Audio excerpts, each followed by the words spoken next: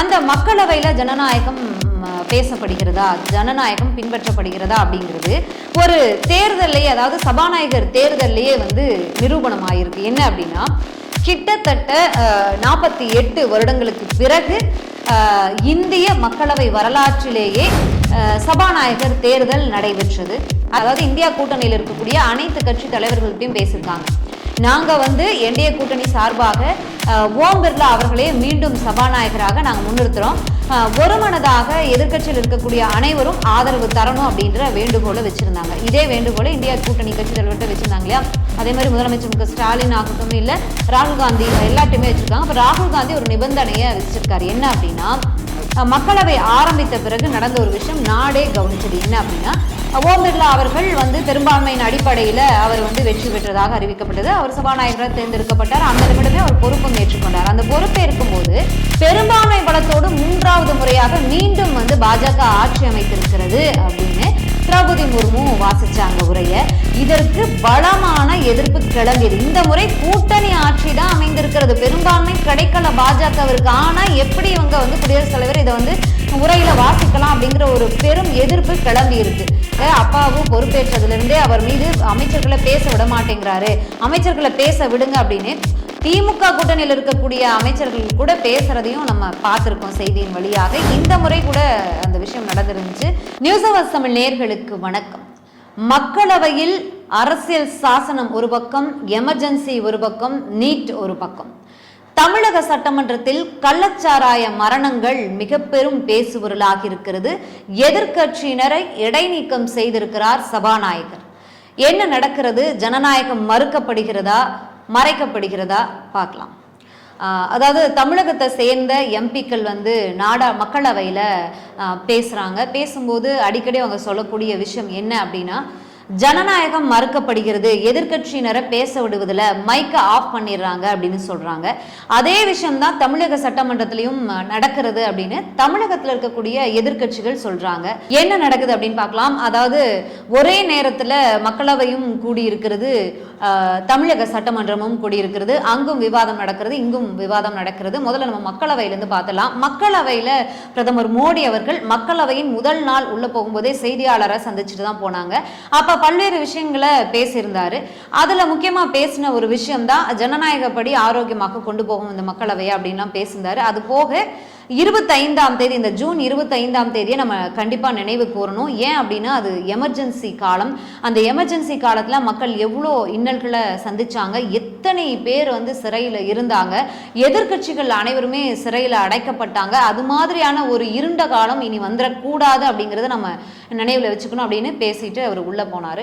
அந்த மக்களவையில ஜனநாயகம் பேசப்படுகிறதா, ஜனநாயகம் பின்பற்றப்படுகிறதா அப்படிங்கிறது ஒரு தேர்தல்லையே, அதாவது சபாநாயகர் தேர்தல்லையே நிரூபணம் ஆயிருக்கு. என்ன அப்படின்னா, கிட்டத்தட்ட 48 வருடங்களுக்கு பிறகு இந்திய மக்களவை வரலாற்றிலேயே சபாநாயகர் தேர்தல் நடைபெற்றது.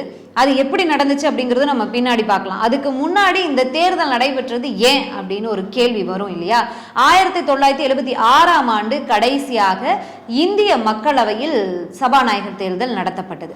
சரி, இப்ப ஏன் தேர்தல் நடத்தப்பட்டது? தொடர்ந்து இந்த தேர்தல்லாம் நடக்காதா? சபாநாயகரை எப்படி தேர்ந்தெடுப்பாங்க அப்படின்னு உங்களுக்கு கொஸ்டின் வரலாம். சபாநாயகரை மக்களவையில் இருக்கக்கூடிய அனைத்து கட்சி உறுப்பினர்களும் ஒரு மனதாக தான் தேர்ந்தெடுப்பாங்க. அதாவது ஆளும் கட்சி பெரும்பான்மை பெற்றிருக்கக்கூடிய, வின் பண்ணியிருக்கக்கூடிய, ஜெயிச்சிருக்கக்கூடிய ஆளும் கட்சி ஒரு சபாநாயகரை முன்னிறுத்துவாங்க. நாங்கள் இந்த தகுதியின் அடிப்படையில் இவரை முன்னிறுத்துறோம் அப்படின்னு அந்த சபாநாயகரை அனைத்து கட்சி உறுப்பினர்களும் எம்பிக்களும் சேர்ந்து ஒரு மனதாக தேர்ந்தெடுப்பாங்க. இதுதான் வழக்கமாக நடக்கும்.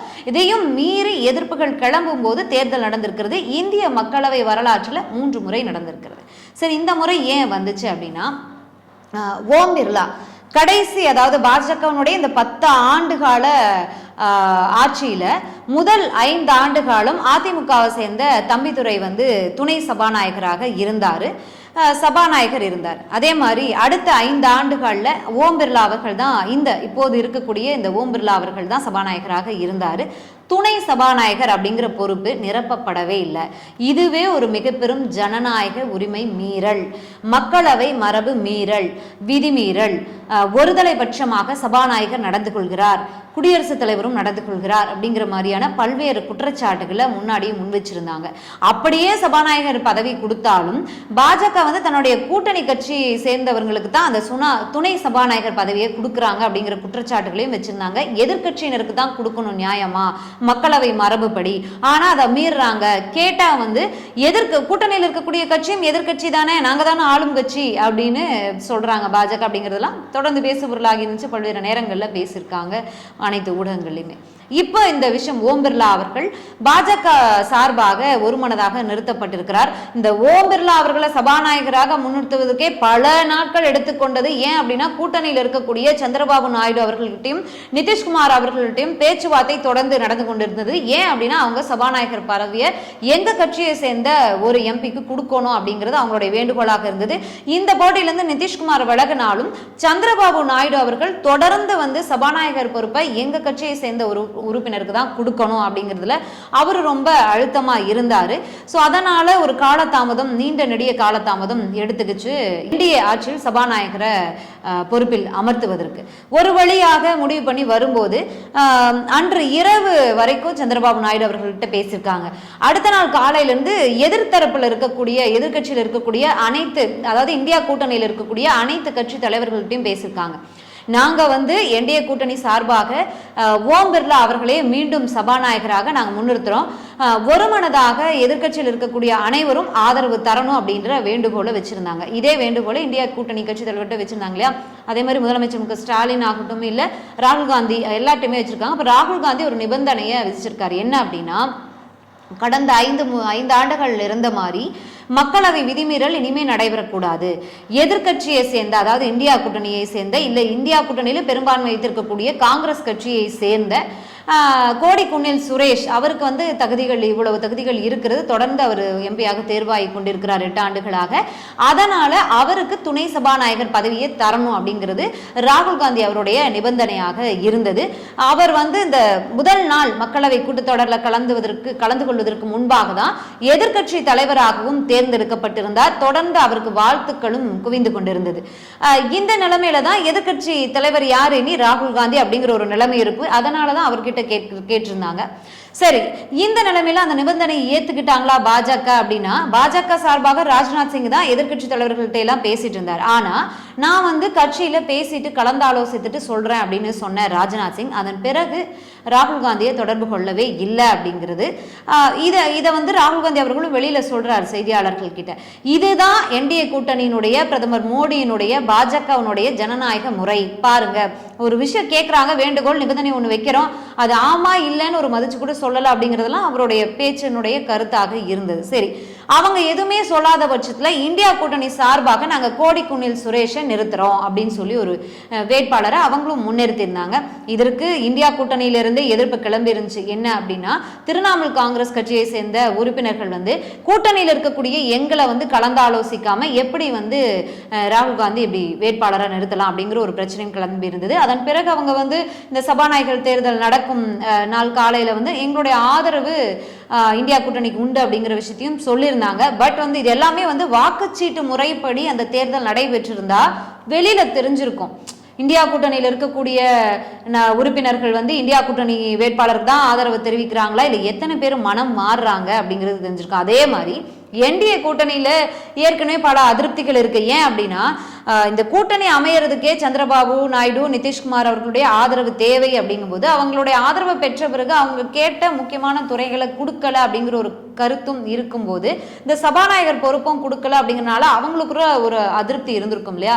அந்த அதிருப்திகள் சுயேட்சை வேட்பாளர்கள், சுயேட்சை உறுப்பினர்கள், சுயேட்சை எம்பிக்கள் இருக்காங்க இல்லையா, அவங்களுடைய வாக்குகள்லாம் யாருக்கு போகுது அப்படிங்கிறதுலாம் இந்த வாக்குச்சீட்டு முறைப்படி சபாநாயகர் தேர்தல் நடத்தியிருந்தா தெரிஞ்சிருக்கும். ஆனா 11 மணிக்கு சபாநாயகர் தேர்தல் அப்படின்னா 10:30 மணி வரைக்கும் நாடாளுமன்ற விவகாரத்துறை அமைச்சர் கிரண் ரிஜிஜு இருக்கார் இல்லையா, அவர் வந்து எதிர்கட்சியினரிடம் வந்து வேண்டுகோளை வைக்கிறார். என்ன அப்படின்னா, நம்ம வந்து குரல் வாக்கெடுப்பு மூலமா போயிடலாம், அப்படி இல்லைன்னா ஒருமனதா சபாநாயகரை தேர்ந்தெடுத்துடலாம், இந்த தேர்தல் வந்து வேண்டாம், ஜனநாயக முறைப்படி போவோம் அப்படின்னு பாஜக அமைச்சர் வந்து கேட்டிருக்காரு.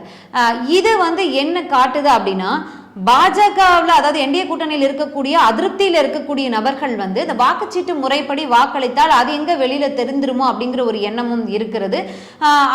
அந்த ஒரு காரணத்தினாலதான் இந்த மாதிரி ஒரு ரெக்வஸ்ட் அவங்க வச்சாங்க அப்படிங்கிறது தான் வந்து பார்வையாளர்களுடைய கருத்தாக, மூத்த பத்திரிகையாளர்களுடைய கருத்தாக இருக்கிறது. எதிர்கட்சியினருடைய கருத்தாகவும் அதான் இருக்கு.